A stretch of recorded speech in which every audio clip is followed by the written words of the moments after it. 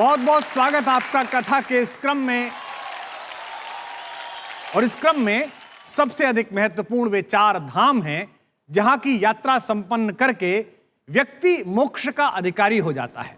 ये 4 धाम हमारी आस्था के युगों युगों से प्रतीक हैं। बद्रीनाथ सतयुग के प्रतीक हैं तो रामेश्वरम त्रेता युग के साक्षी रहे हैं।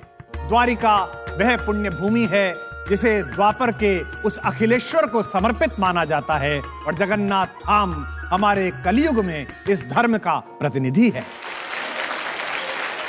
धर्म के 2 पुत्र हुए, एक नर और एक नारायण। दोनों बेहद सात्विक, बेहद अच्छी प्रवृत्ति के। एक दिन लाड़ से उमगी हुई उनकी माता ने प्रसन्न होकर उन दोनों बच्चों से कहा कि तुम मेरे दोनों पुत्र अत्यंत मर्यादित और बहुत अच्छे संस्कार के हो। मेरा मन है, मेरी इच्छा है कि इसके मां के मातृत्व के अतिरिक्त भी मैं तुम्हें कोई वरदान दूं। दोनों बच्चों ने एक ही वरदान मांगा। दोनों ने हाथ जोड़कर मां से कहा, धर्म के प्रति, पिता के प्रति हमारी गहरी रुचि से आप मोहित हैं ही। माता, आप हम दोनों को तपस्वी होने का वरदान दीजिए। मां हैरान हो गई, क्योंकि जिन पुत्रों से इतना अधिक मोह था, जितना अधिक स्नेह है, जितना लाड़ है, अगर उन्हें तपस्वी होने का वरदान देती है तो वे तपस्या के लिए परिवार को, घर को छोड़कर चले जाएंगे। लेकिन वचनबद्ध माता ने अंततः पुत्रों के मोह को पीछे करके अपने वचन की पालना की और दोनों पुत्रों को परम तपस्वी, परम तेजवान होने का वरदान दिया। अपनी मां से मनचाहा वरदान प्राप्त करने के बाद नर और नारायण घर परिवार की देहरी को त्याग अपने संकल्पों को हिमालय जैसी ऊंचाई देने के लिए पर्वतों के उस प्रदेश में पहुंचे जहां उन्होंने कठिन तपस्या आरंभ कर दी। बद्रीनाथ वही पवित्र भूमि है जहां धर्म के उन यशस्वी पुत्रों ने सहस्रों वर्षों तक घोर तप किया है। जिस पर्वत पर नर ने तपस्या की वे इतिहास के शिलालेख पर नर पर्वत के नाम से अंकित हुआ, और जिस पर्वत पर नारायण ने तपस्या की उसे आज भी हम नारायण पर्वत कहकर प्रणाम करते हैं।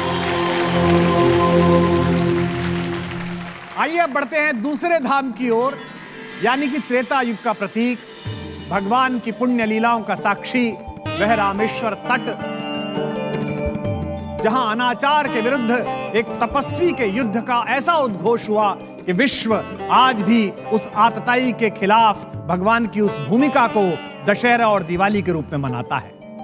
अपने समय के सबसे अधिक पराक्रमी, बुद्धिमान, तेजस्वी और वंश परंपरा के समस्त गुणों के साथ अभिषिक्त होने वाले अपराधी रावण का वध करने के लिए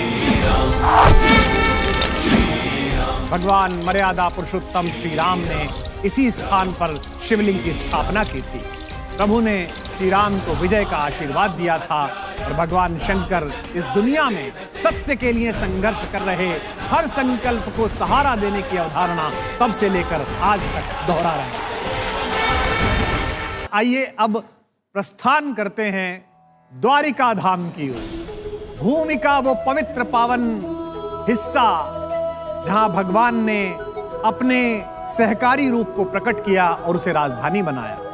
कहते हैं कि भगवान श्री कृष्ण के आदेश पर महान महारथी वास्तुशिल्पी विश्वकर्मा ने द्वारिका को बनाया था, और उसी द्वारिकापुरी में अपने शासन के कारण माखन चोर द्वारिकाधीश कहलाए।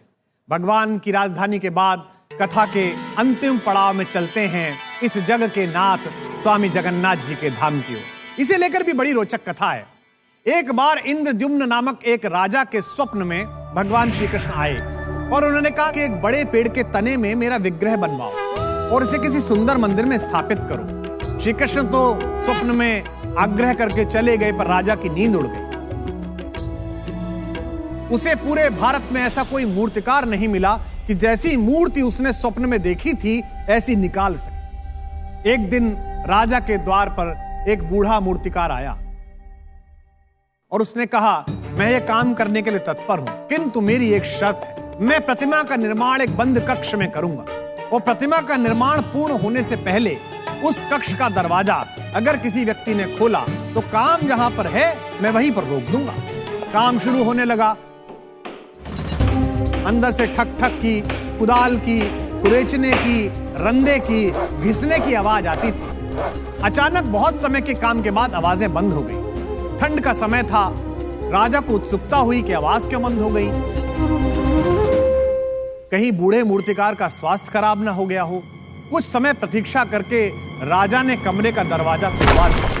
राजा जैसे ही अंदर पहुंचे तो अजीब चमत्कार था। मूर्तिकार गायब था और मूर्तियों के अधूरे बने हुए टुकड़े पड़े हुए थे। वह मूर्तिकार कोई और नहीं, स्वयं कला के सर्जना के देवता भगवान विश्वकर्मा थे। उस कमरे में 3 बड़ी मनहर मूर्ति, जिनमें थोड़ा सा काम बचा हुआ था। राजा ने उस प्रतिमा को उसी कमी के साथ उसी स्थिति में स्वीकार किया और मंदिर में स्थापित किया। तब से भगवान श्री जगन्नाथ अपने बड़े भाई बलदाऊ बलराम और अपनी लाडली बहन सुभद्रा जी के साथ वहां विराजमान हैं और लाखों लाख भक्त वहां आकर भगवान के परिवार का आशीर्वाद लेते हैं।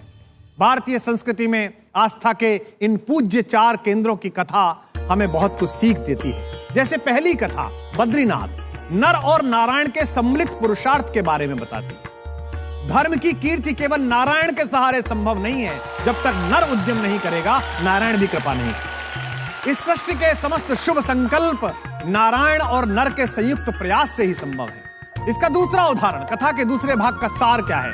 जगन्नाथ धाम की कथा यह बताती है कि जब तक संभव हो, सत्ता को किसी भी शिल्पकार पर अपनी शर्तें थोपने की बजाय उसकी शर्तों को स्वीकार कर लेना चाहिए। जब जब हस्तक्षेप हुआ, कला की प्रतिमाएं अधूरी रह गई।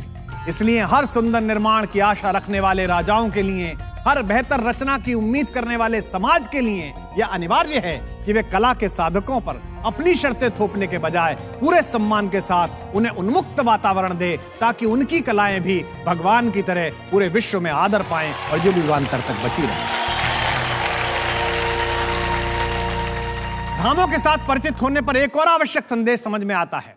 ऐसी मान्यता है कि सतयुग में धर्म के 4 पैर थे, त्रेता में 3 पैर हो गए, द्वापर में 2 बचे, यानी कि धर्म की संकल्पना क्रमशः डगमगाती गई। धर्म के प्रति लोगों में रुचि कम होती गई। कलयुग में तो धर्म केवल एक पांव पर टिका है, किंतु अगर ये पांव भी मजबूत है, ये पांव भी अगर भक्ति का है, तो फिर तुलसी बाबा का कहा सिद्ध हो जाता है, कलयुग केवल नाम आधार। आप नाम लीजिए और आपका काम होता है।